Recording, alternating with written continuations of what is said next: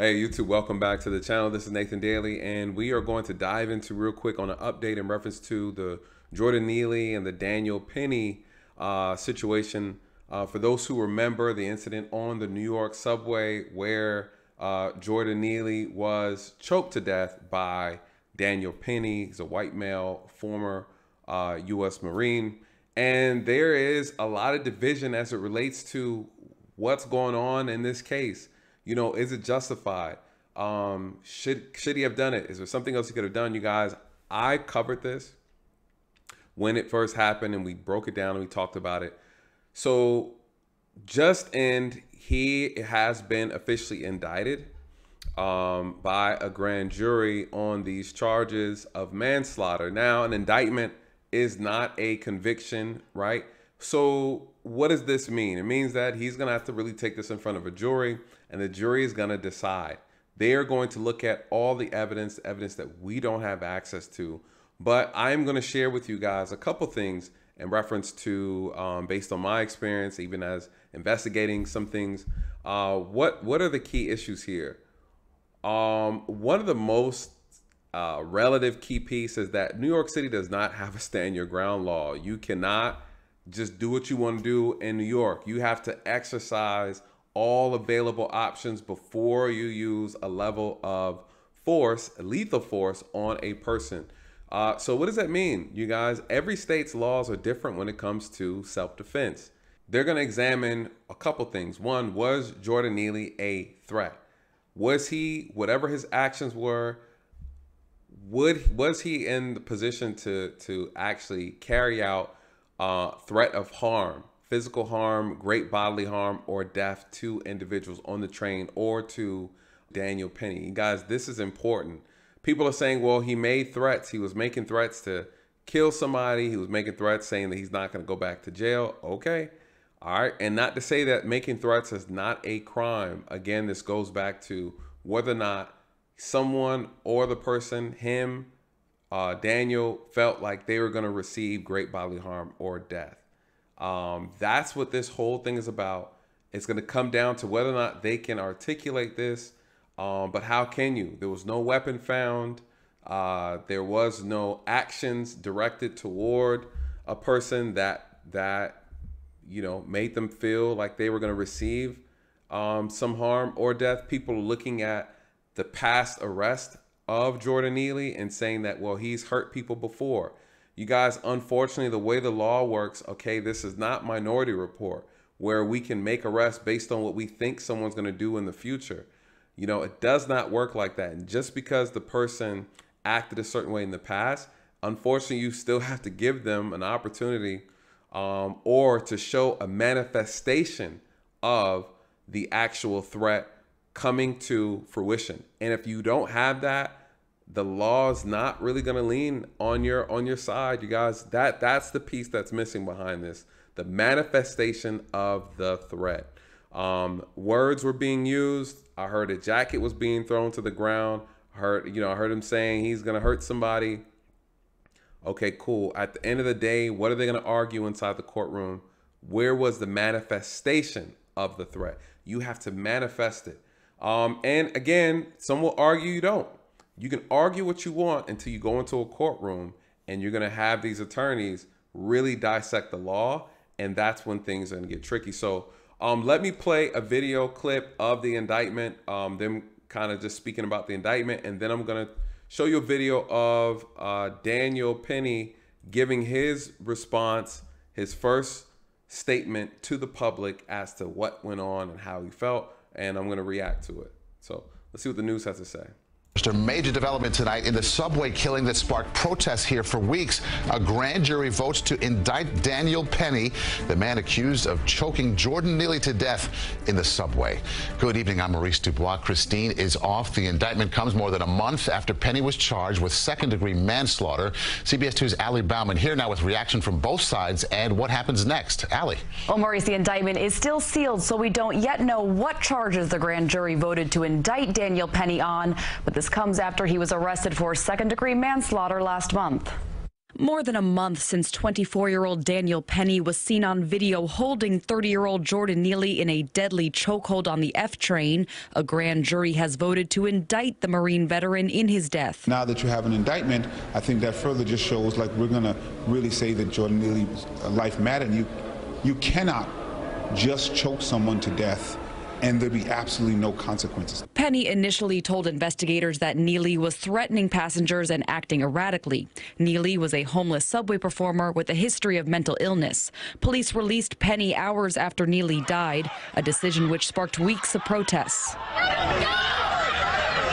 11 days after his death, the Manhattan District Attorney charged Penny with second-degree manslaughter. Now is really the beginning of this case. New York Law School professor Anna Kaminsky says the DA's case hinged on Wednesday's indictment. Initially, we were waiting to see whether or not the case would be presented to the grand jury, and if it was presented, whether or not the grand jurors would find reasonable cause to believe that a crime has been committed, and they have done that. So now this case will move forward. Attorneys for Penny said in part we're confident that when a trial jury is tasked with weighing the evidence, they will find Daniel Penny's actions on that train were fully justified. Okay, so that's interesting. His attorney will say that. Attorneys can say what they want to say. And it's absolutely true. It's innocent until proven guilty. The jury is going to have to decide whether or not his behavior was appropriate under the confines of the law. Well, again, there is evidence that we don't know about. There are things that were being said. There are witnesses that are going to come on the stand and they're going to explain what they felt in the moment. The question isn't about, and I think this is where the biggest confusion comes from. You guys, this isn't about whether or not a person should have the right to act. A person should have a right to do something. The question is, if you do something, you need to make sure, one, you do it properly, and two, that if a person dies because you may have had the good intentions of trying to help, but the person died because of it, I understand. And I'm not saying that it's wrong that you wanted to step in and help. I'm saying the person died behind it. What are the things that can help Daniel Penny's case? One, if there's a toxicology report that would suggest that whatever was in, if there was anything, but if there was something inside Jordan Neely that may have caused the actual death, that's one thing. But according to the medical examiner, they already ruled it a homicide and it was death by asphyxiation, meaning that he was choked out. His airways were cut off. Based on what I watched, it appeared to me that he was trying to apply a carotid chokehold, which cuts the blood circulation to the neck, that goes the blood flow going to the brain, caused you to black out. He actually applied a chokehold that actually cut off the airway, his windpipe, which prevents you from breathing, which ultimately is what we end up seeing. So one could argue that you're trying to be the hero, which is fine, but you do the job wrong and you cause someone their death, which wasn't intentional. We can argue the intentionality behind it, but ultimately the person died behind it. Well, unfortunately, that's manslaughter. You know, we all want to say he was doing a good deed, so we should bypass and let this go. You guys, unfortunately, it doesn't work like that. I'm not saying he needs to be punished to here and beyond, but he does need to be punished. You know, it needs, if they show the evidence to support that he caused the death, there needs to be a consequence for that, you guys. So yeah, innocent until proven guilty. But that is the argument. People are just looking at the fact that he stepped in, right? He stepped in, he tried to do something, no one else would do it. Okay, cool. Still doesn't justify the man dying. Say what you want to say. The law does not support that. The law does not support that. This whole morality versus legality argument, the law doesn't support that. Morally, it feels good for you to say that. We all know the road to hell was paved with good intentions. At the end of the day, you guys, it's not acceptable. So let's fast forward. Let's look at his actual statement that he made, his first statement that he made to the public. I think this is actually very interesting just to listen to. Well, I live in the East Village in Manhattan, so I take the subway multiple times a day. In this instance, I was coming from school. I got out of class around 2:15, and I took the I was at J Street Metro Tech, took the Uptown F train. At 2nd Avenue, a man came on, stumbled on. He appeared to be on drugs. The doors closed, and he ripped his jacket off and threw it at the people sitting down to my left. I was listening to music at the time, and he was yelling, so I took my headphones out to hear what he was yelling. Okay. He already started off this script pretty well. He said he got on the train. He said the man appeared to be on drugs, right? He's already trying to sell that narrative. You don't know, right? But this is your observation. He appeared to be on drugs. You see he's loud. He's irate. He takes his jacket. He's throwing it at people is what he's saying. Okay. Then he throws the jacket down. He says he turns his music off so he can hear what's going on. All right. So, okay. I follow you. And the three main threats that he repeated over and over was, I'm going to kill you. I'm prepared to go to jail for life, and I'm willing to die. You know, this was a scary situation, and Mr. Neely came on. He was threatening. I'm 6'2", and he was taller than me, so it was. And there's a common misconception that Marines don't get scared. So he's saying Jordan Neely is taller than him. Daniel Penny's saying I'm 6'2". Okay, both of these guys are tall. He's saying that this was scary. He made 3 threats. These are the threats. So this is not any change in his story. This is very consistent to what the media put out. I mean, at first he's missing the part where he was asking for food, right? The witnesses stated that he was asking for food, demanding food. He said he doesn't want to go back to jail. He threatened to harm somebody. So this is true. So we're not saying that this isn't true. All right. He's saying that this was a scary situation. He's a Marine. Marines get scared. Okay, cool. I get that. There's nothing wrong here, you guys. All this is good, right?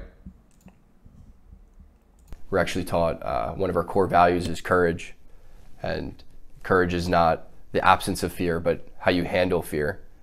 And you know, I was scared for myself, but I looked around. I saw women and children. He was yelling in their faces, saying these threats.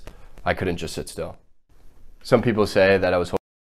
All right, so he's saying there's women and children on the train. He was saying these threats. He couldn't sit still. Okay, there's nothing wrong with that. There's nothing wrong with that. He feels in his heart of hearts that Neely is going to do something, right? That's what this whole thing is about. He is under the impression that Neely is going to harm somebody. That's what's going on. That's what he's trying to articulate. That's okay. That's your perception. That's fine. Everybody else is sitting around, but you decide to be a hero. There's nothing wrong with that. He decides to intervene because he believes something is about to happen. Something that is going to cause somebody great bodily harm or death. That's what he's thinking. Now, the problem is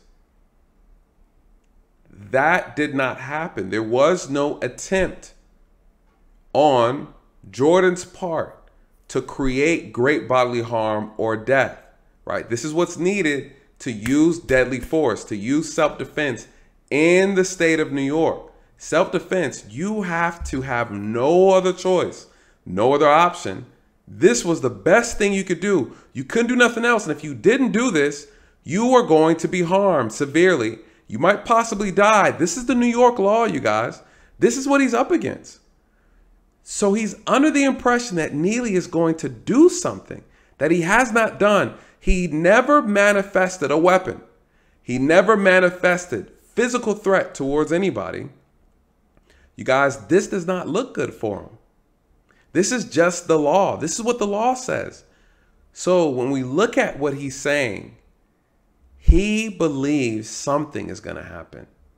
People who are arguing on his side are saying, well, he didn't know if he did have a weapon or not. Should we wait until a weapon is presented before we act? What does the law say about that? Fear is subjective. Okay, but now you have to articulate that this was a response required someone to get killed over. And if you cannot add the things that show and tell people that if you did not do this, someone would have died, then you're not going to be able to justify killing the actual victim. You're not. Yelling and screaming and threatening to harm somebody does not mean they should have been killed. And if you don't have the skills to subdue a person without killing them, because you don't have the legal authority to do so, then you need to keep your hands to yourself. The question that's going to come up, since this is not a stand your ground state in New York, you have a responsibility to retreat. They're going to ask you, did you try to talk to him? Did you try to de-escalate the situation? Did you move out the way? Did he prevent you from moving? Did he prevent you from leaving? Did he prevent you guys from escaping?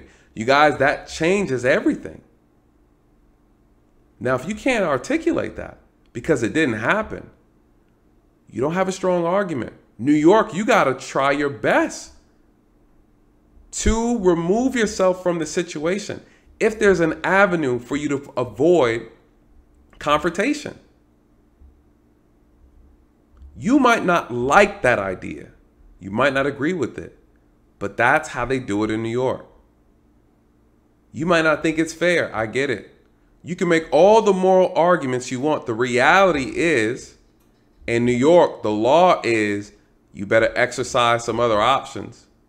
You better prove to us that there were some other options that you could have used before you used this one. Before you use this one. And that's the hurdle his team is going to have to climb. Say what you want to say. You don't have to agree with it. That's the law. Holding on to Mr. Neely for 15 minutes. This is not true. I mean, between stops is only a couple minutes. So the whole interaction lasted less than 5 minutes. Some people say I was trying to choke him to death, which is also not true. I was trying to restrain him. You can see in the video, there's a clear rise and fall of his chest, indicating that he's breathing. So he's saying that this wasn't 15 minutes. That's fine. That's important. The actual time, as long he had him in that hold, it absolutely matters. If it was 15 minutes, to be honest, it would be in his best interest that it was 15 minutes, because then you can articulate that you had no intentions of trying to choke him out, because it doesn't take 15 minutes to choke a person out. So by him now saying that it was less than 15 minutes, it absolutely hurts his case. It hurts his case, in my personal opinion, because now whatever you applied, it killed him quicker, which a lot of people were arguing, even I was arguing, that 15 minutes, you could tell he didn't intend to kill him. I don't think, me personally, based on what I know on this surface level that we all know, can I say 100% he intended to kill him? No, I don't think so. Even if he did, you have to be able to prove that. Did he intend to kill him? I think it's easier to prove he didn't intend to kill him. But if you didn't intend to kill him, but he died in the process of you mishandling him, is what this is about. You did not handle your superhero duties properly, sir, and he died behind it. There's consequences for it. There's consequences for it. I'm trying to restrain him from him being able to carry out the threats. And then some people say that this was about race, which is absolutely ridiculous. I didn't see a black man threatening passengers. I saw a man threatening passengers, a lot of whom were people of color. The man who helped restrain Mr. Neely was a person of color. And then a few days after the incident, I read in the papers that a woman of color came out and called me a hero. I don't believe that I'm a hero, but she was one of those people that I was trying to protect. We were all scared. Mr. Neely was yelling in these passengers' faces, and they looked terrified. The reason why there was no video at the start of the altercation was because people were too afraid getting away from him. And the videos didn't start until they saw that situation was under control. I knew I had to act, and I acted in a way that would protect the other passengers, protect myself, and protect Mr. Neely. I used this hold to restrain him, and I did this by leaving my hand on top of his head to control his body. You can see in the video there's a clear rise and fall of his chest, indicating that he was still breathing. And I'm calibrating my grip based on the force that he's exerting. And I was trying to keep him on the ground until the police came. I was praying that the police would come and take this situation over. I didn't want to be put in that situation, but I couldn't just sit still and let him carry out these threats. What he's saying is Okay. Very interesting way to end it. He said, I couldn't sit here and let him carry out these threats. Honestly, I'm going to say this. I think the worst decision that his attorneys did was gave him the green light to make this video. I think this is going to hurt his case. I don't think this is going to help his case. And I'm going to tell you why. He admitted to acting out on threats, verbal threats. He's saying that his actions and his behavior made him step up and do what he did. The problem is there were other men that were on that train. He said the train was filled with other black people. He was the one that stood up.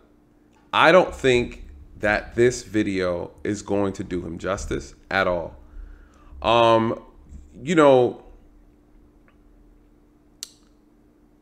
they are going to examine his training records because he's a former Marine.